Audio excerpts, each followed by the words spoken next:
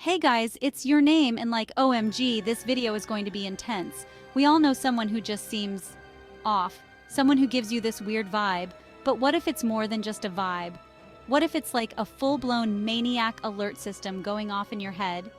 I'm talking about those people who are just a little too intense, a little too obsessed, a little too much. Today, we're diving deep into the 10 signs you might be surrounded by a straight-up certified maniac. This is serious stuff, you guys. Like, we're not talking about your friend who takes forever to text back. We're talking about behavior that's straight out of a horror movie. So buckle up, grab your blankie, and let's get into it. Because trust me, after this video, you'll be looking at everyone a little differently. Okay, so first up, let's talk about obsessive behavior. You know that feeling when someone is just like way too into you? Like, they text you nonstop, they want to know your every move, they show up at your work unannounced? Yeah, that's a red flag. Maniacs, you guys, they thrive on control. They need to know what you're doing, who you're with, what you're thinking. It's like they're trying to crawl inside your brain and set up camp. And the thing is, it might seem kind of cute at first, right? Like, oh, they're just really into me. But trust me, it gets creepy real fast. This kind of obsession is like a runaway train, and it can quickly spiral out of control. They might start calling you constantly, even when you're out with other people. They might start showing up at your house uninvited, just to check on you. And God forbid you try to create some distance, because that's when the real crazy comes out. They might start accusing you of cheating or of not loving them enough. It's like they need to be the center of your universe. And if you even think about looking in another direction, they lose their minds. This kind of behavior is not normal, guys. It's not cute, it's not flattering, it's scary. And it's a major red flag that you're dealing with someone who might be a little, shall we say, unhinged. So if you're getting those creepy, obsessive vibes, run for the hills, girl. Run for the hills. Next up, let's talk about empathy, or more specifically, the lack thereof. Now, we all know someone who's a little self-absorbed, right? But maniacs, they take it to a whole other level. It's like they're completely incapable of understanding or caring about anyone's feelings but their own. You can be pouring your heart out to them about something awful you're going through, and they'll just sit there, blank-faced like you're speaking a foreign language. Or worse, they'll turn it around and make it all about them. Like, oh, you think that's bad? You should hear what happened to me today. It's like their emotions are on a one-way street. They can dish it out, but they can't take it.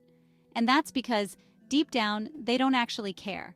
They're so wrapped up in their own little world, their own needs, their own desires, that everyone else is just an afterthought, a pawn in their game. And the thing is, they're often really good at hiding it. They can be charming, charismatic, even seem caring at times. But trust me, it's all an act, a manipulation tactic to get what they want. So if you're dealing with someone who constantly steamrolls your feelings, who never seems to apologize or take responsibility for their actions, who always has to be the victim, that's a major red flag.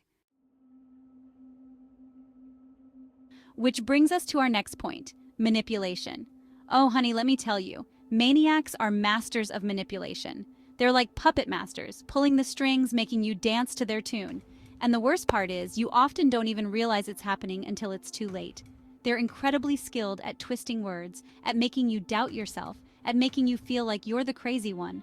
They'll gaslight you, guilt trip you, play the victim, whatever it takes to get what they want. Let's say you try to set a boundary like, hey, I don't appreciate you talking to me like that. A normal person might apologize or at least try to understand where you're coming from, but a maniac?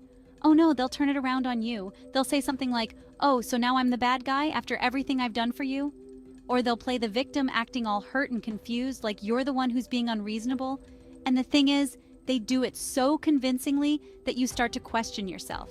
You start to think, maybe I'm overreacting. Maybe I'm being too sensitive. And just like that, they've got you right where they want you. Chapter 4. Speaking of manipulation, let's talk about mood swings. Because honey, maniacs are the kings and queens of emotional roller coasters. One minute they're all sunshine and roses, the next they're throwing a tantrum that would put a toddler to shame.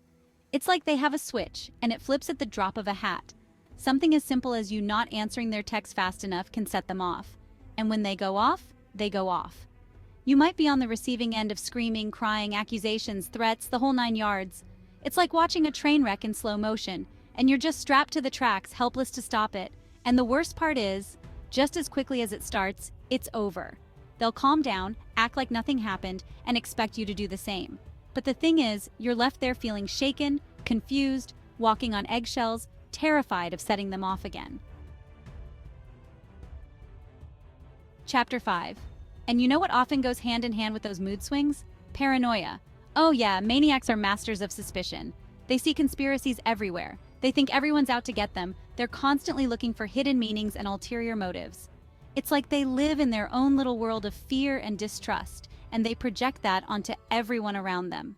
You might casually mention that you ran into an ex at the grocery store, and suddenly they're convinced you're having an affair. They'll start interrogating you, checking your phone, accusing your friends of trying to set you up. It's exhausting, guys. And the thing is, you can't reason with them. Because in their minds, they're not being paranoid, they're being realistic. They'll say things like, "You just don't understand, everyone's out to get me. They're jealous of me, they want to see me fail." And the more you try to argue with them, the more convinced they become that you're in on it too. It's a no-win situation. Chapter 6. And speaking of no-win situations, let's talk about aggressive outbursts.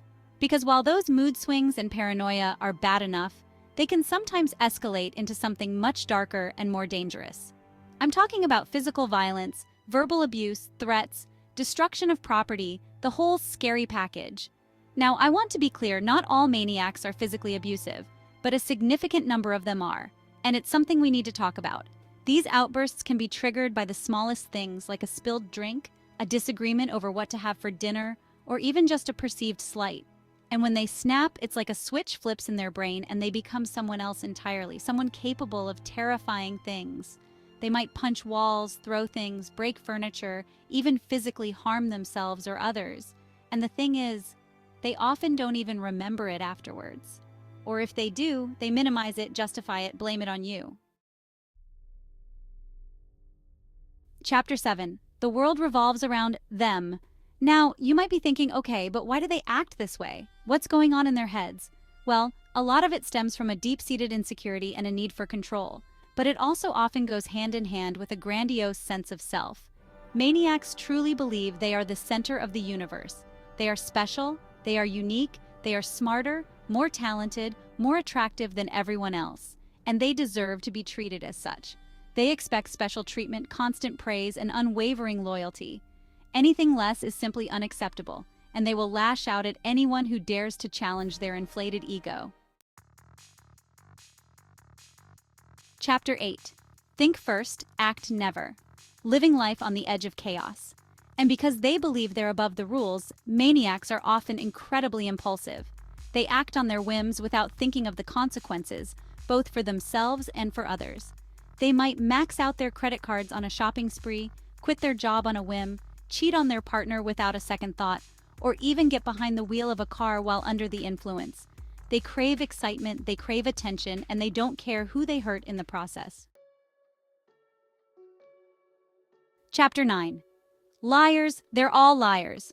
Okay, maybe not all. And to keep their chaotic lives spinning, maniacs are often pathological liars. They lie about big things, they lie about small things. They lie even when it would be easier to tell the truth. It's like they can't help themselves. Lying is a way of life, a way to control their narrative, a way to keep people off balance. They might invent elaborate stories about their past, their accomplishments, their relationships. They might forge documents, steal identities, and manipulate situations to fit their own version of reality. And the thing is, they're often so convincing that even those closest to them start to question their own sanity. Chapter 10. Isolation, their most powerful weapon. Which brings us to our final sign, isolation. Maniacs know that their behavior is often unacceptable, so they try to isolate their victims from their support systems. They might try to turn you against your friends and family, planting seeds of doubt, making you question their loyalty. They might try to control who you spend time with, where you go, what you do. The goal is to make you completely dependent on them, so that you have no one to turn to when things inevitably go wrong. They want to be your only source of love, your only source of support, your only source of reality. And that's when things get really dangerous. Outrow, stay safe, stay away. So there you have it, guys. 10 signs you might be dealing with a maniac. Now, I know this was a lot, and I don't want to scare you. But I do want you to be aware of these red flags so that you can protect yourself. Remember, you deserve to be treated with respect, kindness, and empathy. And if someone in your life is consistently exhibiting these behaviors, it's okay to walk away. Your safety and your sanity are more important than anything else.